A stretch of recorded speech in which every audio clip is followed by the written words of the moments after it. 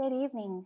On behalf of the Los Angeles Review of Books, it's my pleasure to welcome you all to Screenwriting Against Type with Brandon Easton, Walter Mosley, Paula Yu, and Janice Rhoshalle Littlejohn, incredible screenwriters and authors, all that we're very honored to have join us for tonight's discussion of writing, genre, and audience expectations. I'm Irene Yoon, Executive Director of the Los Angeles Review of Books. Tonight's event is part of LARB's ongoing 10th anniversary celebration. Each month, we're spotlighting the terrific work of our editors and contributors in various fields and all the things that they've done over the years. This summer, we're excited to be focusing on LARB's wonderful coverage of TV and film. As you may know, LARB is a 501c3 nonprofit that relies on reader support to sustain our work which includes, among many other things, public programming like tonight's event and a commitment to publishing essays and reviews daily without a paywall. If you'd like to make a donation to help keep such work going, you can do so by clicking on a link that we'll drop in the chat shortly. And all donors of $5 or more will receive a special digital compilation of LARB's best TV writing curated by our TV editor, Philip Masiak. I want to extend our heartfelt thanks to those of you who've already made contributions with your RSVP for this event, and really to all of you for making the time to join us here tonight. So after about 30 minutes or so of roundtable discussion, we'll transition to Q&A with you, the audience. We invite you to submit any questions that you might have for our panelists in the Zoom Q&A window or in the Facebook live chat, depending on where you're joining us from. Or if you're in here in Zoom and you'd rather ask your question live, you can just hit the raise your hand button when we get to that part of the evening as well. So without further ado, I'm honored to introduce our fabulous moderator for this evening, Janice Rhoshalle Littlejohn. Janice is a journalist, essayist, and co-author of Swirling, How to Date, Mate, and Relate, Mixing Race, Culture, and Creed. She is currently developing a novel based on characters from her screenplay, Those People, A Love Story, and writing stories for a forthcoming memoir chronicling life, love, and rediscovery during menopause. Janice is the former senior editor of Women, Culture, and Media here at the Los Angeles Review of Books. She writes for Ms. Magazine and Shondaland Digital Media, among other publications, and works at the University of Southern California as Associate Director for the Los Angeles Institute for the Humanities.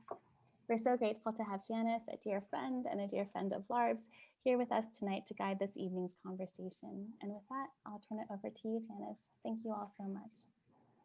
Thank you so much, Irene, and thank you to everyone at the Los Angeles Review of Books for making this gathering possible, and to everyone watching this evening. I'm so excited, and I am very honored to welcome today award-winning children's book and YA author and screenwriter Paula Yu. Her latest book, From a Whisper to a Rallying Cry, The Killing of Vincent Chin and the Trial That Galvanized the Asian American Movement, was just yesterday awarded with the 2021 Boston Globe Horn Book Award for Nonfiction. And that award celebrates excellence in children's and young adult literature. So for you TV and film writers out there, it's the Golden Globes for Kit Lit. And her TV credits include NBC's The West Wing, Sci-Fi's Eureka, Amazon's Mozart in the Jungle, and the CW's Supergirl. Welcome, Paula. And our next panelist is award-winning graphic novelist and screenwriter Brandon Easton. His credits include the Netflix series Transformers: War for Cybertron Siege and Marvel TV's series Agent Carter, along with Judge Dredd, Star Trek Year 5, Marvel Action Spider-Man, and Mr. Miracle from DC Comics.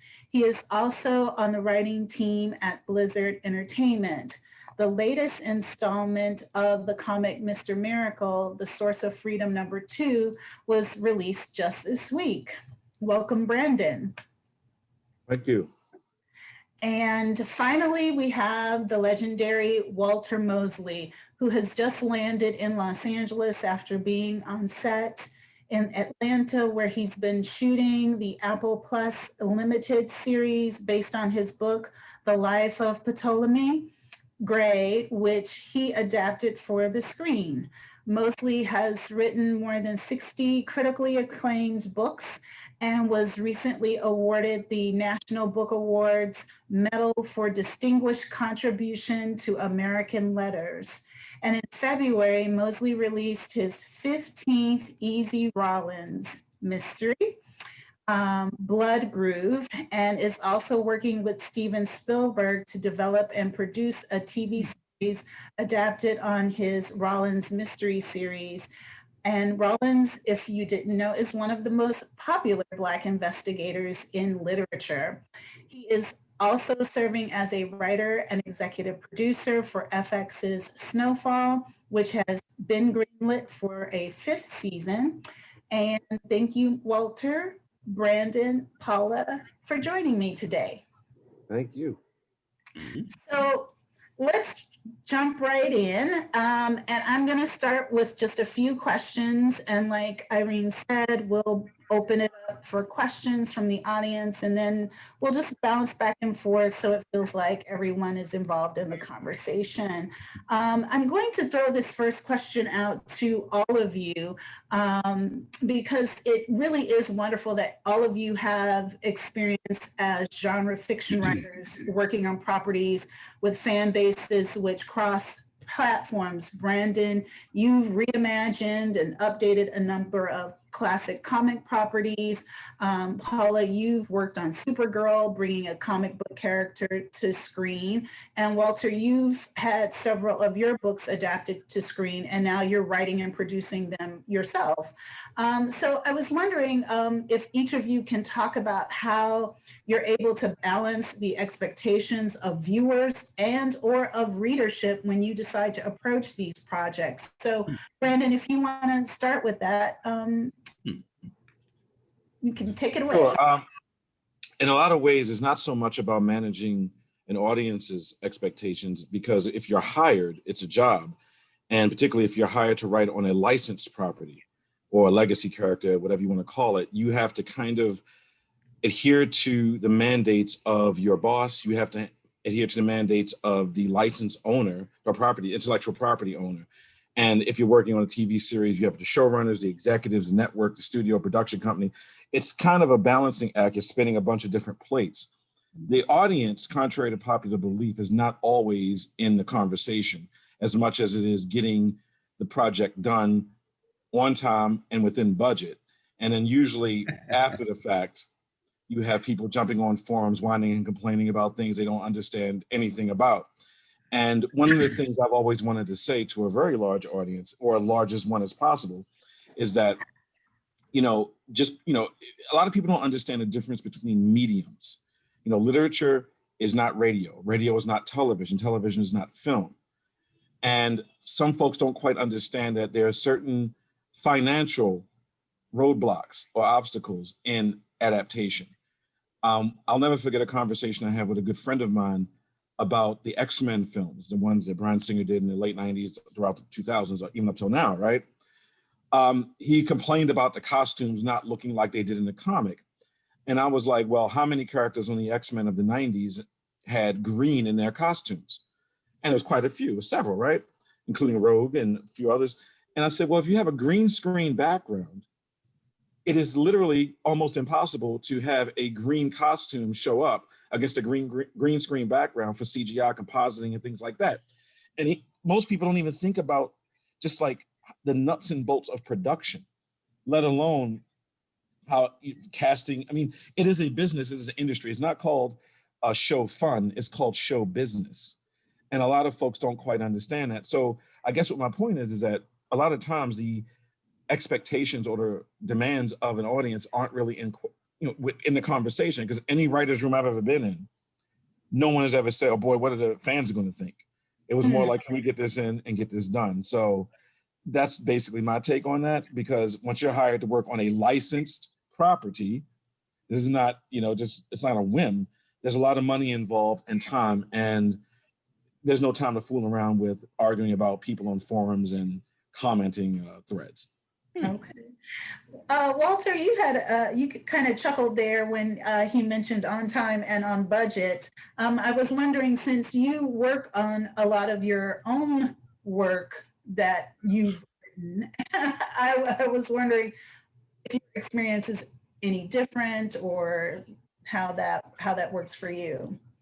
Well, I have things to say. I've said this to Brandon. Agent Carter was one of my favorite shows ever on television. It's Thank such you. a great show. It's so hard to create a female action character that actually works within the limits of what we understand as being male, female, whatever person in this world. It was a great show. I was so sad, because it came out at a time where it was we were transitioning between actually watching television and being able to watch anything you want. I think that the show would have would have lasted longer if it had been able to do that. But the other thing is that I find it interesting. Of course you can say, well, okay, you're making a very specific thing, a licensed, but everybody who puts things on television, the thing they want is viewers. They want people to watch. One way or another, they're going to make money doing that. They're either going to make money from the venue that's paying you. The more people who watch it, the more money you get paid because the people are paying money to be there, or from commercials. And so because I know working in Snowfall, which has been doing really very well over the last year or so. We talk all the time about how people are, doing it on what they're saying on social media. Sometimes I don't quite understand what we're asking, because, well, all right, they didn't like this, or they thought this even before we did it or something. I wasn't sure about that. But if people really express, dislike towards something, I think that the not only us but FX itself pays attention to it. I agree, though. You're creating something, and when you create something, you have to, you have to be free to be a creator, and to make things work in the world. I'm working now on this show. It's so funny. It's for Apple Television, and it's I'm based on a novel of mine, The Last Days of Ptolemy Gray, and I'm really hoping a lot of people like it. I think I've done a lot of things in it, and other people, Sam Jackson, Walton Goggins, etc., have done things that people will like. I don't know. My career, my future, in some way, is based on that. Like, if I make a show that's really, really successful, then people will really, really want to work with me. If I made a show, people will be happy with me. If the show fails, they'll be a little less happy, but we can still work together. So when you're thinking about that, then are you thinking about, well, we had X many readers coming to the table for Ptolemy Gray. Are they going to come back and watch this? Do you approach the screenwriting any differently when you're writing the script for that? Or I think when you write some kinds of genre, that happens. For me, Ptolemy Gray, if it sold 100,000 books, I'd be surprised. Actually, maybe not surprised. Maybe it sold 100,000 books. That 100,000 people watching, something on a screen, that's not a lot of people. You got to start at 1 million and use multiples from there. So there are some writers, Stephen King, for instance, who has multiple millions of writers, and then after that, tens of millions of viewers. So you worry about that there. Apple, I think, Apple is interesting. They come at television from a way different than NBC or FX or CBS or HBO or whatever. They're interested. They don't spend, most of their money comes from hardware. It doesn't come from the show. Though if you buy their hardware, you can watch their shows on there, and that's another thing to attract them in. And I think those shows are going to have a future. Um, I'm just sitting there saying, well, I'm trying to do this work. It sounds kind of interesting. It's different. I mean, a lot of times when I'm working on television, people come up to me and say, oh, you talk to writers and they'll say, well, listen, I've seen that before. And I say, well, I've seen a lot of things that I like on television. Like I've seen showdowns, okay, text, draw. I'm always interested in showdowns. I mean, that's why I watch television. I don't know. It's hard to know anything about this medium. You're making shows. I can watch Preacher today. In 1961, I was watching Dobie Gillis. There's almost no comparison between Dobie Gillis and Preacher, except for it's the same medium, but it's so different. It changes every few years. Major changes occur, and we're trying to hold on, and say, okay, let's try to do that. Okay. So Paula, that seemed to have struck a chord with you. Would you like to chime in on that? I can laugh because you said Dobie Gillis. I remember watching that as a kid with Leave It to Beaver. I was like, I love that show. Little nostalgic for me. No, I think what Walter and Brandon have said, yes, I agree with that. And yeah, it's not show art, it's not show fun, it's show business. But to step back and just talk a little bit about the writing perspective of it all when it comes to viewer expectations or reader expectations and dealing with an audience, because at the end of the day, shows get canceled, books don't sell, they get remaindered. I want to take a step back and say, before I became a writer, I played the violin. I was going to become a professional musician.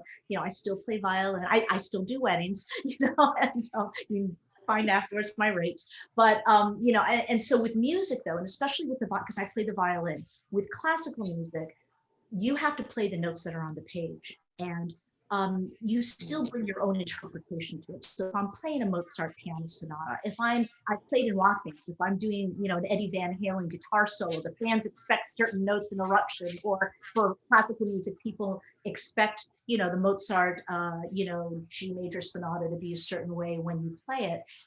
But as a musician, as a writer, it was frustrating for me with music because I wanted to create my own what I wanted to say, but with music, I can't compose. I can improvise and I can interpret other people's music. So that's why I ended up becoming a writer, because I like to write because it expresses what's on my mind, but I still love to play the violin because it's about what's in my heart. So how do I make Mozart or Eddie Van Halen my own thing? It's my interpretation within respecting the integrity of the music that Mozart wrote or what, Sir Eddie Van Halen wrote. It's what they wrote that I have to respect, those boundaries. So when I wrote for Supergirl, or when I was hired on the 4th season of Sci-Fi's Eureka, on an existing show, I go into it going, okay, the notes have already been written. What's my interpretation? Do I take it at a faster tempo? Do I, play a little bit more piano or softer in this part and grow louder here? How do I phrase the music? And so I think when it comes to viewers and readers, that are watching something that is, for a franchise book or a comic book series, anything that's, as Brandon says, licensed, I always ask myself, what's Paula Yu's life experience? How can I bring in my emotion to what Cara Danvers or, Sheriff Carter in Eureka, like, what if I were in their costume, how would I react? But yet without straying from the boundaries set, the boundaries of integrity to that character. Supergirl would never do this. So of course, I'm not going to pitch an idea that goes against the antithesis of what her superhero character symbolizes and represents. So I think that that's not a way of kowtowing to the fans or the readers, but just a way of, it's a little bit of respect, and so it's a little bit of, they have to trust us, just like we have to trust they have the right to whatever opinion they have, but at the end of the day, I feel that I've done my job if I feel that I've done justice to the character or the storyline that exists already, and I've given it little bit of creativity through my point of view, but still also respecting the original integrity of that licensed character and so forth. Well, Paula, I wanted to, Excuse me. oh, I'm sorry. Mhm. Can I ask Paul a question? I mean, one of the things though that you might think is that if you've been writing a character for 3 or 4 years, somebody in the very beginning, this character didn't really even know what her power was or how to use it or whatever, and then time has gone on, and then maybe she's fallen in love with somebody, and maybe she's backed some kind of organization that all of a sudden she realizes that organization is doing things that are wrong. I mean, this is an old television, but new television, you might find like in episode 4, say, well, listen, by now my character knows not to trust this. So like, I mean, in that way you can be creative, right? No, that's an excellent point. And yes, that's definitely true. And I think also with how TV's working, they're almost like novels now, where you see, the character doesn't stay the same. It's not the X-Files where, Mulder's always going to believe one thing and Scully's they're always going to be clashing. It's like, yeah, they're starting to change. And I do love that. And I think that, yes, even in that maturation, even in that emotional arc and that journey of how they grow and the mistakes that they make, sometimes, Cara Danvers would do something, a little against maybe her beliefs because she's growing, she's stretching, we all make mistakes. And that's, I think, that's also, I think, very creatively fun. And I think at the end of the day, we can't, you can't please and everyone. You just have to please what you think at the end of the day you've done is honest, full of integrity, and also creatively challenging. So I definitely agree with you on that. Of course. So basically what you're saying or what I'm hearing is it's not based really on fans or audience, but what's true to character or true to the context of the character that you've created. Exactly. Okay. Fair enough. Well, Paula, I wanted to ask you, getting to book writing in particular, I was wondering if you could talk a little bit about how you think about or approach writing about real life people, oftentimes with hard narratives to digest, like you did with the killing of Vincent Chen for this recent, since it's centered or it's focused for a YA audience. I was just wondering, and some of the other books that you've had as well, not easy, what would be considered easy topics to address, and you're doing it for a young adult audience. How do you make decisions on that kind of storytelling? That's a great question. I'll start off by saying, I'm a Gen Xer, so I'm a child of the 70s, a teenager of the 80s, and came of age in college in my 20s and the 90s. And I still wear my Doc Martens and my, and my baby doll dresses, Gen X for life. So anyway, but growing up wasn't a lot of diversity, inclusion, and equity in children's literature. A lot of the characters and the stories I read, often white characters, and if they weren't, they were animals. That was it. And it's funny, I went back several years ago to see my family in Connecticut, and I was going through the boxes and I found some old drawings that I did as a child. And when I was 5, I had black hair. I clearly knew I was Korean American, black hair, black eyes, everything, my little violin. And then the more I read, because I was a voracious bookworm, I started to notice as I flipped through the little drawings that I did, I was starting to have blonde hair and blue eyes. I was erased. My identity was completely erased, and I had to become something else. So that's why I write these books, because I don't want kids today and teenagers to be erased like that, to no longer know who they are. And right now, because of the coronavirus and the increased spike in anti-Asian racism, and because of the Atlanta tragedy, a lot of state senators and education boards now moving to have more Asian American Pacific Islander history taught in K through 12 classrooms, because we're never taught. We are rarely taught, and if we are, it's a paragraph on the illegal incarceration of the Japanese Americans during World War II. That's it, and growing up, I'm self-taught. I had to go to that tiny Asian bookshelf at Barnes and Noble, to find out for myself. And so that's why I write this. This stuff should be taught in schools. And to just go very quickly to answering your question about Vincent Chin, my book, yes, it's a brutal murder. It's the first federal civil rights trial for Asian American. Two white men beat a Chinese American man to death in 1982 in Detroit at the height of anti-Japanese sentiment because Toyota and Datsun and all the Japanese import cars were basically decimating the American auto industry. And so he became a rallying cry, and the Asian American movement kind of blossomed in the mainstream society, and people started to realize, oh, wait a minute, you can be racist against Asians. You know, it's like we actually count when it comes to the conversation on race as well. And it was also a really interesting movement because the Black community in Detroit, synagogues, churches, it became a multicultural, very diverse coalition that fought for his justice. And I know it sounds a little familiar because the same thing's kind of happening today with the coronavirus and everything. It's history is repeating itself again, unfortunately. Or I think I would say history never repeats itself because racism never went away.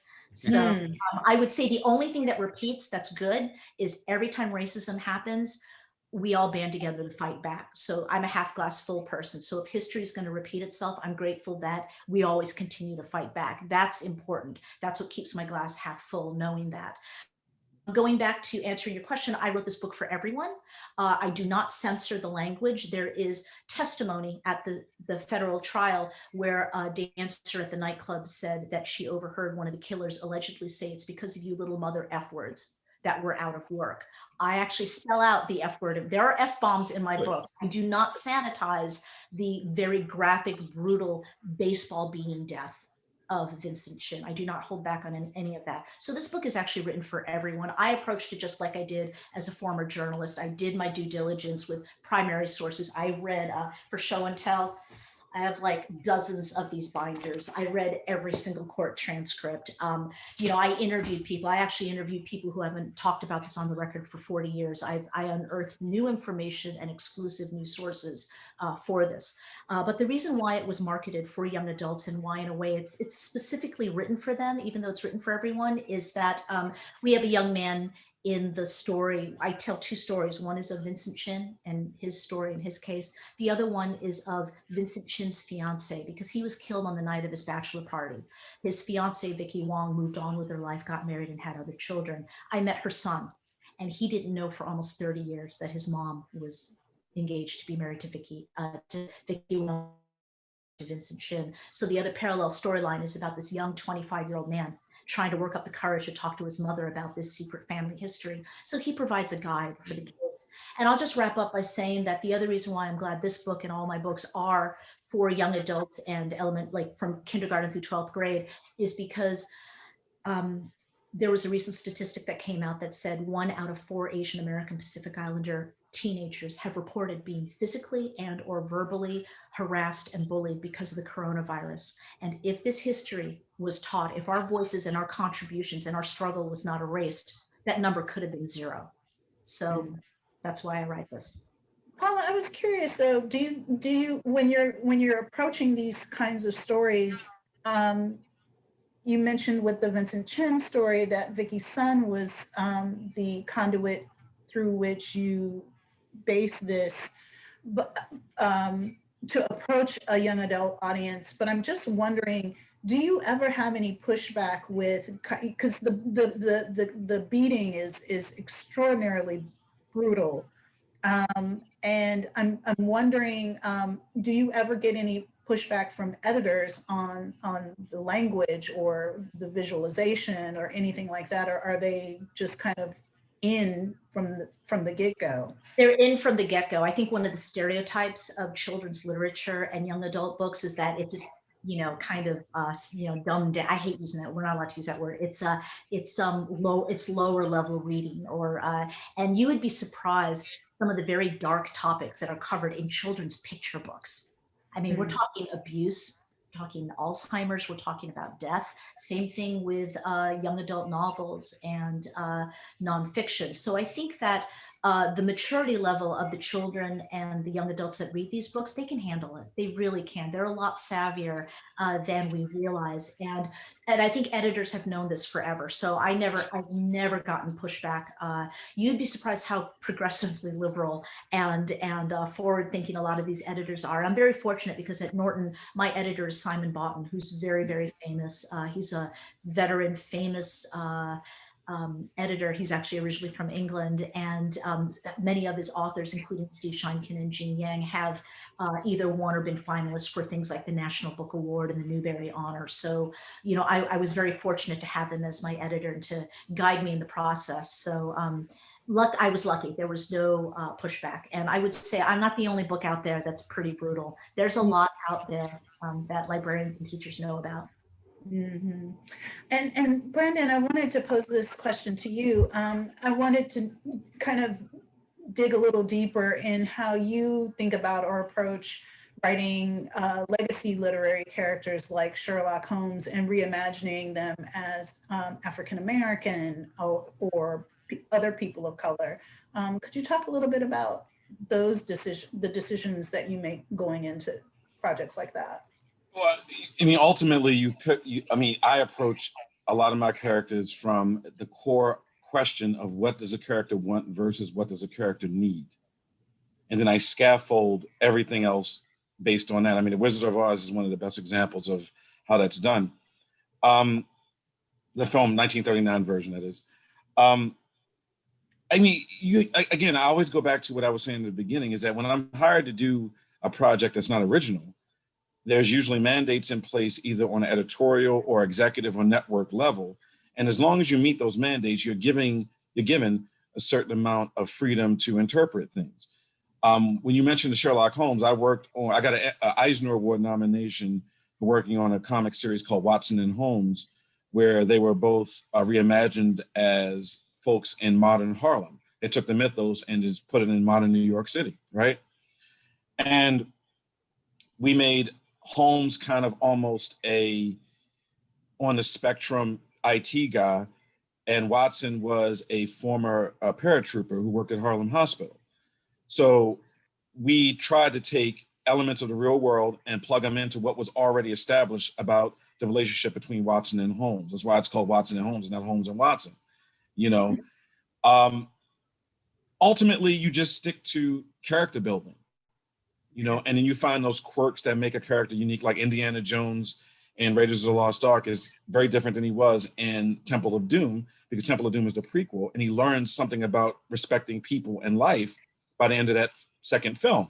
And you project that to Raiders of the Lost Ark and you see the change. Same character, but there were differences, there were tweaks. Depending on what the project is. I mean, when I wrote Judge Dredd, I was the first African-American writer ever to write Judge Dredd to this day, right? He doesn't change. So he is like the cipher for fascism. So you build a story around that and you let things fall where they may. So depending on which project I'm hired on, when it's, like I said, again, if I'm hired for a licensed property, I have to keep in mind, for example, when I've done a lot of Transformers stuff. I have to keep in mind what Hasbro wants, because Hasbro owns it. And Hasbro is in the business of selling toys. So no matter how dark or controversial or bizarre the story gets, you know, I have to stick to their mandates, and I can't cross certain standards and practices boundaries. However, I wrote a Superman story about heroin addiction in Superman Red and Blue. It came out a couple of months ago. It was a semi-autobiographical tale about something that happened in my family. I've never done that kind of thing, but I've seen it. So I was able to basically posit what would happen if you mix Superman with The Wire, the HBO series. And that's what I did. And DC Comics did not push, or Warner Media, whatever you want to call them, did not push against that. I was able to tell a mass incarceration story in the Superman Truth and Justice series, and about African-American male incarceration, where Clark Kent was trying to exonerate a falsely accused Black male. It's still Superman, it's still Clark Kent, but I wanted to tell the story where Clark Kent was more of the protagonist than Superman, you know, punching out the sides of buildings. You know, so I was given certain amount of leeway to tell a story. But again, you have to, when you're hired by someone else, you have to be careful not to cross their standards and practices. And television has standards and practices, comic books, prose and film is a different, those are different, in theater as well are different. But I always have to keep in mind what my producers, showrunners, and ultimately executives have in mind, or editors for that matter. Okay. And Walter, I wanted to, since you were writing novels long before you were writing for television, or at least that's my understanding, how do you think about or approach writing for TV differently or similarly than you do when you're writing for novels? Well, writing a novel is it's a very personal thing. I mean, you're writing, a story that you're thinking of, that you're creating, and almost everything that happens in the novel is defined by you. Right? If you're working in television, there's actors, there's casting directors, there's costume, there is a director, there are editors, and as Brandon was saying, that there's executives. I mean, there's all kinds of people. It's a very much a collaborative effort. Writing a novel, it can be. I mean, an editor can actually get in your way, and they come in, pretty strong.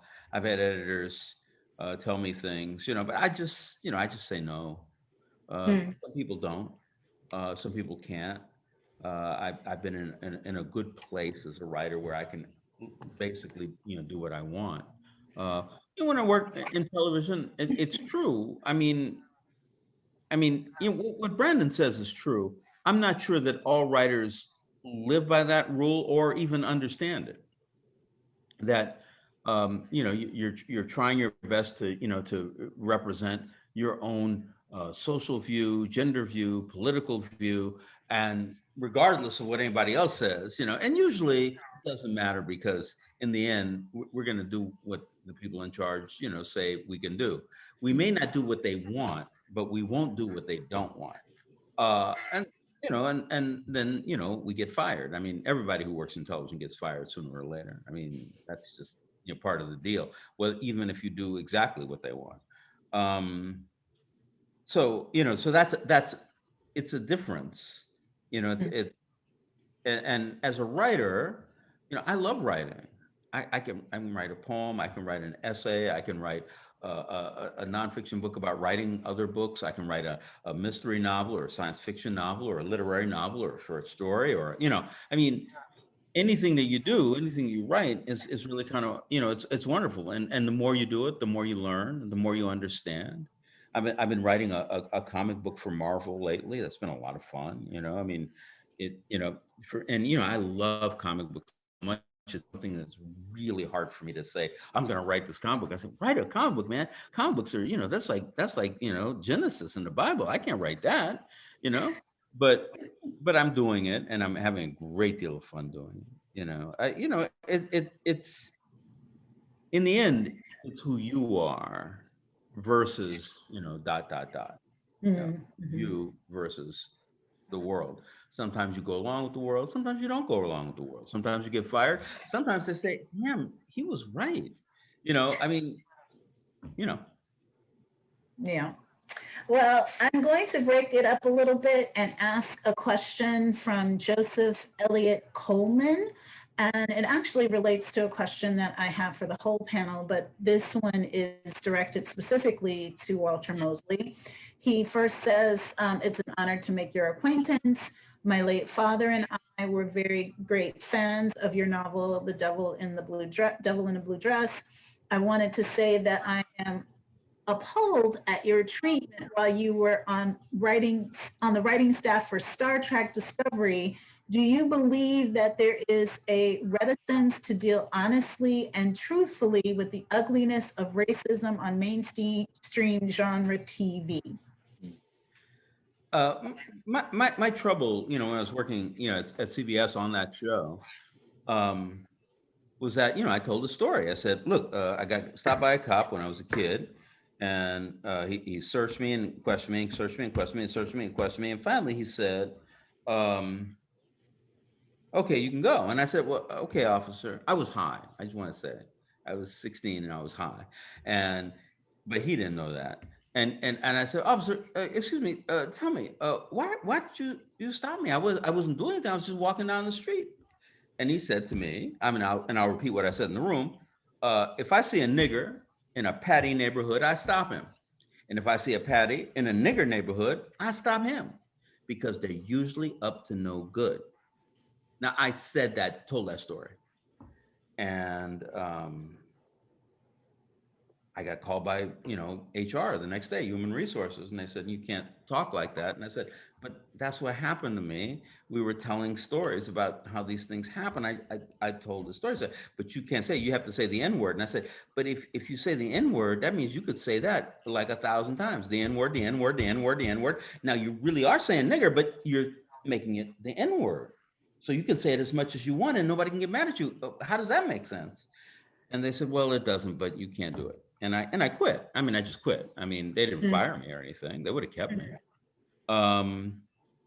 And I think it's a misunderstanding of what language means. It's also a misunderstanding of the freedom of speech. I believe that we can say what we want to say. And then we have to answer for whatever that means, which I accepted in that particular circumstance. But I honestly think that the HR called me not because they thought there was anything morally that I did wrong, but because they didn't want their mother company sued. And that's what I really disliked. I wanted to throw this out as kind of a piggyback to that question, since we're now all living and writing in a time where both Hollywood and traditional publishing houses are looking to be more inclusive with stories and with characters that are Black, Asian, people of color, stories which fans have embraced within their own racial or ethnic communities.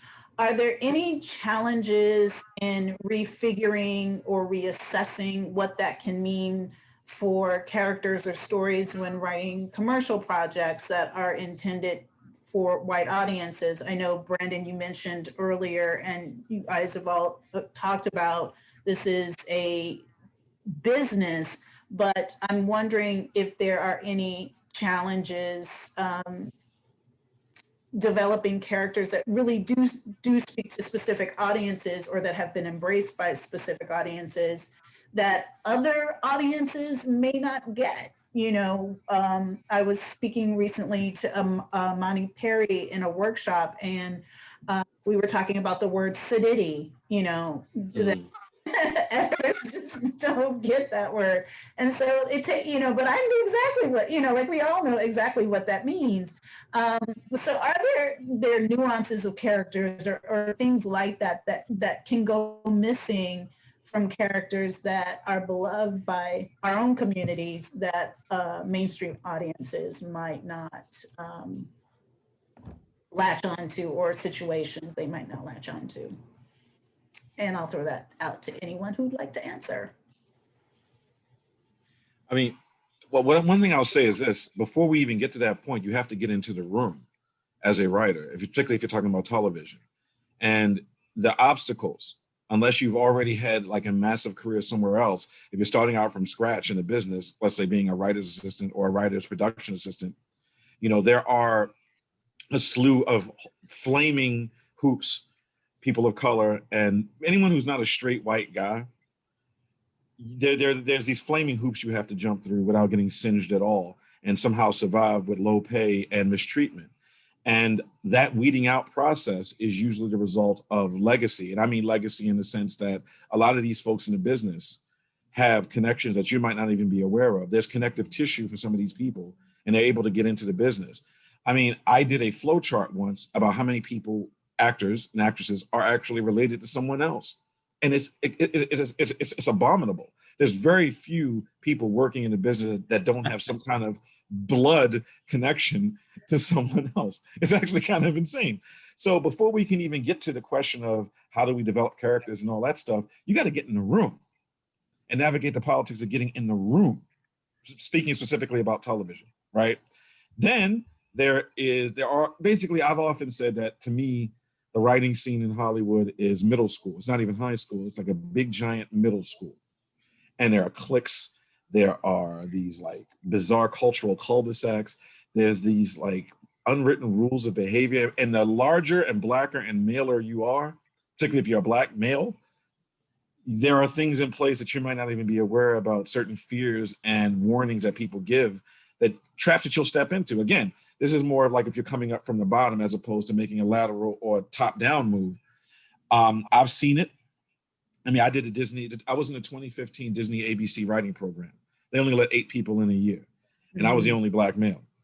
And I saw, and I'm not disparaging Disney at all, but I saw things that if I had not been in that program, I would have never seen. But because I saw them, I understand why things are the way they are. I understand why Kenya Barris left and went to Netflix, and why Kenya Barris is now leaving Netflix.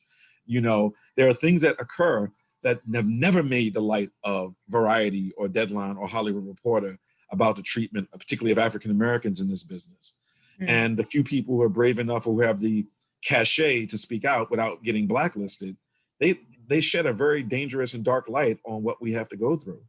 And that, I think, before we get into character development and design and world building, you have to be in a room first. And then you have to stay in the room so you can go from staff writer to story editor to executive story editor to co-producer to producer to associate. You know, I mean, you got to get up the ladder. And that in and of itself is the landmine. It's like World War I and II all rolled together. You know, there are trenches and ditches and landmines that you're not even aware of. So I think, and there's a lot written about this. This is not hyperbole. There's a ton written. UCLA, USC, Edinburgh. They did all these studies on the problems behind the scenes. WGA, the DGA, all these folks. So I just feel that the true obstacle to getting to your question is first having us exist in the space. And if you don't exist in the space, you can't make those changes or develop anything. So that's where a lot of the conversation has to go. But, you know, I mean, I of course you're right. I mean, what you're saying, I mean, definitely right. I mean, but there's a couple of other things. One of the things, I mean, just recently, you know, Black Lives Matter, all that stuff has really impacted the commercial validity of television. And so they've, you know, trying to, you know, to voice some worry about, well, do we have enough, you know, representatives of people of color, et cetera, et cetera. It's always a good time to, you know, to make an advance, because there is that worry. But just my particular experience in Snowfall, you know, Snowfall, the reason it exists is because of John Singleton. John said, I want this show to be, I want the room, like right now I'm in John's been dead a year now, but like I'm in a room there's only one white writer in the room. I mean, he is the showrunner, I have to admit. However, everybody else is a person of color, which is shocking to me. One of the things that John would do, he would just keep hiring people. He said, well, we're going to hire this person, we're going to hire that person. So he is that person that you're talking about who has a lot of power, and it comes in with the power, but who also uses that power to say, well, it's not only me who's going to make it, I'm going to bring these people along with me. And I'm really, you know, because listen, I mean, if you're not a white person in America, not a white man in America, it's going to be harder for you. I mean, that's just the fact. I mean, we could say that's wrong, and of course it is. But the thing is that, you know, that we have to, you know, help ourselves, what you're saying, being in the room. But somebody like John, somebody like myself, and to a lesser degree, has to say, hey, listen, let's do this. Let's bring this people in. Let's do this work. Let's tell this story. Like, I mean, the thing I'm working with, you know, with Sam Jackson in Atlanta, you know, it can only be Black people in this story. I mean, if you're gonna make the story, it can only be Black people. Sam was absolute. We're gonna make that story, this thing. I'm saying, well, listen, what else can I say? I wrote this story. It's all we could do. You know, and you know, and I'm just adding that onto it. I in no way disagreeing with what you're saying. Just to say, well, there's all these like little, you know, what do I expect of myself? Basically. Paula, I was wondering if you can talk a little bit about kind of piggybacking on that. There are so many people that are looking to either get screenplays written based on their book projects or vice versa. And I'm wondering if you can talk about maybe some ways that people who are looking to either get a screenplay done based on a book they wrote or a book they've finished based on a screenplay, how that process could work, and what are some of maybe tips or advice that you could give for someone looking to break in either publishing or television film by using work they've already had, but maybe translating it from Well, one to another. I wish someone could answer that too for me. I'm still figuring this out. I will say, and I do want to go back to the other topic as well, but to answer this question, okay. but to answer this question specifically, a lot of times you either do books or you do screenplays. It's very rare for it's you know, for those of us that do a little like all of us actually, every single one of us on the panel, we've all written many different genres. And the thing is that when you write a book, that's very interior. You know, as Walter says, it's about what's going on in your thoughts. It's very cerebral. So it can be emotional, it can be action packed, but it's always a little bit on the cerebral side. And that's hard to translate. A good book doesn't always necessarily mean it's going to be good on screen, and vice versa, you know? So I would say, first of all, if you are starting out in books, like let's just say you want to be a book author and you dream, and then my book will get optioned and made into an Oscar award-winning screenplay and Emmy, whatever. The thing is don't think that way, because that may not be the best thing. Your book maybe should just be a book.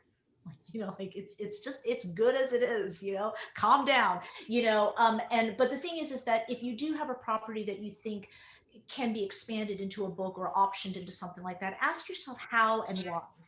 Is the book the only way to tell the story? If you have to do a movie option or a TV series based on this, why? You know, what gives the extra, you know, what's the extra, you know, icing on the cake that enhances the original story that was your original book or your comic book? Or let's say you wrote a spec screenplay and you want to turn it into a book. That's a whole other reverse engineering thing that you got to do. And you always have to ask yourself, what is the best possible way to tell this story? It may be a poem. You might be Homer, who knows, you know? And so, you know, you always have to ask that question first before jumping into, I think, because I think sometimes people kind of leapfrog or like put the cart before the horse. I'm mixing up my metaphors, putting the cart before the horse. It's like, figure out what's the best way to tell the story first. Okay. And go from there. And actually going back, and this is still a little to answer that question, just going back to what everyone talked about. I mean, much respect to everyone on your stories and your experiences. And, you know, I was sitting here going, don't get angry, don't turn into the Hulk. You know, this is outrageous. I will say, just for people that are listening who, you know, want to get their foot in the door in TV writing and feature writing and all of that. I of someone who was forced to repeat staff writer 3 times. And as Brandon says, to get your foot in the door, a lot of us who are Black, Asian American, Latinx, you know, diverse people, we're not hetero, cisgender, you know, white males, white presenting males. We're not that. I think I hit, yeah. And so, but the thing is for us, we have to be, as we all know, 3 times, 4 times is good. I cannot tell you how many Asian American TV writers, oh, did you go to an Ivy League? Wait, are you a violin prodigy too? You know, there's a piano there's someone just like me who plays piano, you know, and, you know, she worked for, I don't know, like Time, and I work for People Magazine. It's like, we have to do 5 million things. I have 12 books published. Really? You're going to make me repeat? I should have been executive producer like 7 years ago. It's ridiculous. So, and the other interesting thing is that with my books, one of my books, Good Enough, which is a young adult, kind of romantic, you know, very, very fun YA novel that I wrote that was published by HarperCollins, a big 6 publisher, you know, or big 4 now. I think there's only 4 left. But this won awards. I earned out my advance. It's still in print. It actually got republished. Because it's being taught in schools and stuff. When we were trying to see, is anyone interested in optioning it, got told all the time, well, can the main character not be Korean American? And I was like, no, we're not whitewashing this. This is based on my life as a Korean American teenager, you know, as a violin geek. Are you kidding me? And then because of Crazy Rich Asians and because of like, everything that's going on, suddenly I'm the go-to, I'm one of the go-to. Can Paula do this? Can she develop? I'm sitting going, where were you in 2002? I could have had a house by. Are you kidding? I lived in a condo or an apartment for how long? It's. So I think that that's the other frustrating thing that people have to understand, that it's, and hopefully what we're doing can help change that. And so, but just going back again, just to talking about adapting books and all of that, again, I think just the bottom line is, don't worry about optioning or developing anything until you actually get the best version you can of whatever genre you're writing first. Get that done, and then the rest will follow.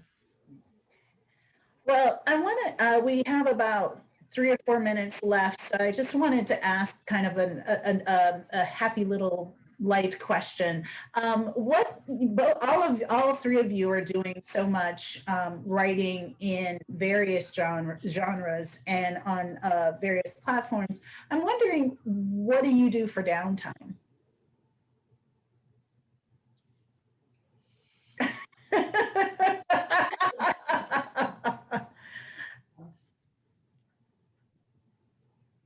Brandon? Oh, okay. Well, I live in Long Beach, which is absolutely beautiful, and the beach is not far away. And I do a lot of reading. I play video games. Just spend time with people I care about. I would just say that's really the trick. LA in and of itself can be very oppressive, and I don't mean that on a racial level. Just like the way the city is set up, this traffic. Sometimes, pre-COVID, everyone's like kind of on top of you. I need a little bit more space. So I like to get away from LA Central, LA proper, and just get out there. And luckily, because of the topography of this region, you can drive in any direction, and you can be in a desert, or you could be on the top of a snow-capped mountain, or you could be at a beach, or a lush redwood forest at some point. So it's kind of a thing where it's really good to just get away from the business, I find. And I like to go back to the East Coast whenever I can, because I was born and raised in Baltimore, and I spent a lot of time in New York.